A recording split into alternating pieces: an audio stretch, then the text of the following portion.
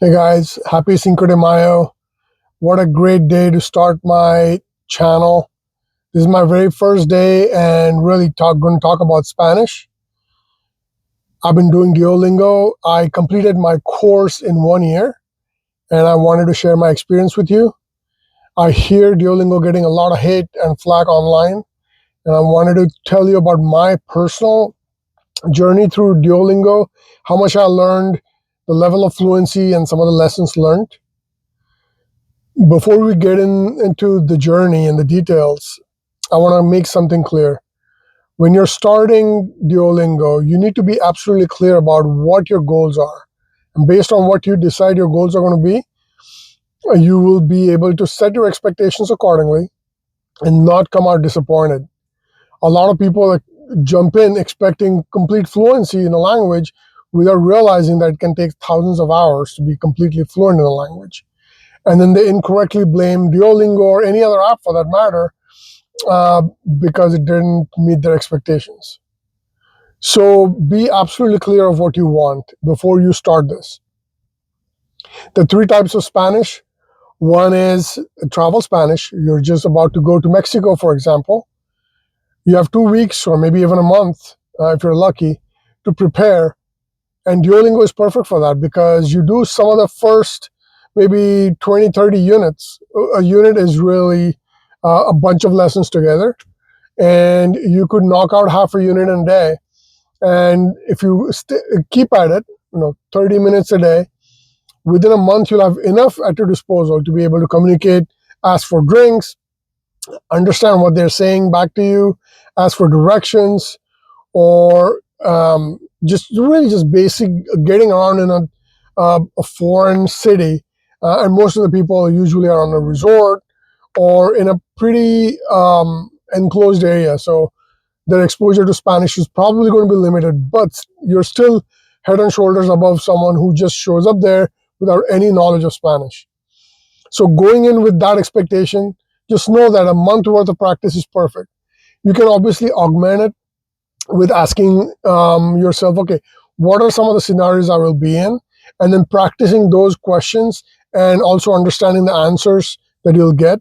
For example, if you're going to be at a restaurant, you want to go out and start practicing how to order beer, how to order food, things, regular vocabulary that comes with the environment of a restaurant. Whether you want a chair or your utensils, things like shrimp, chicken, those things you want to know ahead of time, right? So that would be your expectations when you're going in for just travel Spanish. The second level would be work Spanish. So you have colleagues, higher ups, or people who report to you who speak Spanish. And in that case, you're going to need a little higher, sophisticated level of Spanish, but not exactly fluency. You're not seeking to have a long dialogue with people, be philosophical or deep discussions. What you really want to do is have work Spanish, being able to communicate in meetings, being able to get the point across, because a lot is lost in translation. Even if everyone knows English, if people are coming from different cultures, a lot is lost in translation. And you do not want to amplify that by not knowing the common language, right? So again, it's the same thing as before. You do Duolingo, but you might need more involvement. Maybe there's 8 sections. So if you were to go all the way up to section 4, for example, it might take 2 to 3 months, but you could do it alongside being in your work environment and practicing things on a daily basis that are not exactly part of the course, the Duolingo course, but you could still go along and learn what Duolingo teaches you, amplify your vocabulary, and then add some of the same strategy that you did with travel Spanish is come up with the regular questions and answers that you're used to in your work environment and practice those until they become second nature, right? So again, you're giving yourself 3 to 4 months or even a little longer, but you know exactly what you're going to get out of it, right? You're not going to be disappointed that you cannot have long-term discussions and maybe even crack jokes, because that's going to take a little more finesse and a lot more work, right? The third level is obviously native like Spanish, although I highly doubt that you'll ever have an accent like a native does. or even reach the level of fluency unless you live in the country where they speak Spanish. But you would have to, even then, you would have to invest thousands of hours.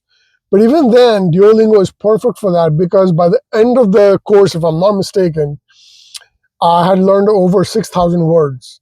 And to this day, those words are still with me, because I obviously augmented that with listening to a lot of podcasts, watching videos, reading books to reinforce whatever I was learning. And that's something we're going to have to learn, right? If you want to reach fluency, Duolingo, or for that matter, no app is going to be enough, or no one single system is going to provide you everything you need. However, keep in mind, Spanish is one of the most sought after languages after English on Duolingo. So you can be guaranteed that their course is going to be pretty well designed and pretty deep, right? So you're not going to go wrong with starting with Duolingo. Especially as a beginner, understand that you are not, you're just flying blind. You don't have an idea of how to start learning a language or even a new skill. You need structure. So either you get a tutor, which is super expensive, or you start with Duolingo, because you can do that on your own time. You can break the learning in, let's say, 5 or 10-minute increments all throughout the day, so you don't have to commit to a 30-minute or 45-minute window every day. So I would highly suggest starting with Duolingo. It provides you the structure. It's a nice mix of speaking, flashcards, listening, and writing exercises. And if you do them diligently, I can guarantee you that you'll learn a lot. And it slowly ramps up the difficulty. So you're increasing your vocabulary. It'll refresh your memory by you doing some of the flashcards with the older words that you've already learned, and then add new words and new phrases, especially as you rise up in the levels. By sections 7 and 8, you're really doing a lot of phrases like meanwhile, or as long as I know, or as soon as possible. These are some of the phrases that don't translate from English to Spanish word for word. Or, for example, tienes que ver means what does this have to do? And that this does not translate word for word from one language to the other.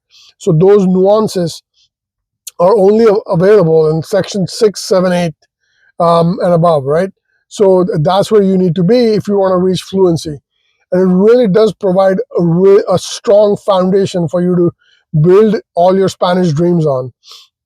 And by, let's say, section 4, you'll have enough vocabulary that you can start listening to a podcast.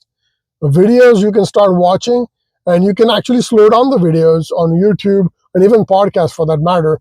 Initially, if I remember correctly, I would slow them down to 0.75x or 0.8x, and eventually was able to get up to 1x, like the regular speed. But even today, I'm 1,000 plus hours into learning Spanish. There are many videos on YouTube that I have to slow down to 0.9x for me to be able to understand, because Spanish is so much faster than English, right? And they run the words together, and they don't always pronounce everything either. And I'm sure that it's common in other languages too, but just your ear needs to get used to listening to that speed, and being able to separate the sounds and understand the entire context.